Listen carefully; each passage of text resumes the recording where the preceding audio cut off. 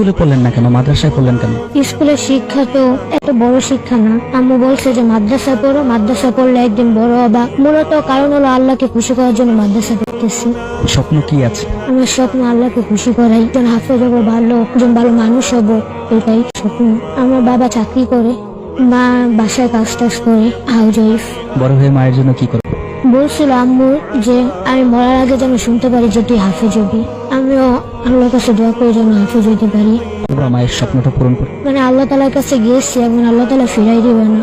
অনেক কোরবানি করতেছি, এখন আল্লাহ তালা দিবে ইনশাল্লাহ। প্রত্যেকটি নামাজের মোনাজাতে কোন মানুষটার জন্য দোয়া করে? সবার জন্য দোয়া করি, আব্বু আম্মু দাদি নানি। বড় হয়ে মায়ের জন্য কি করবে?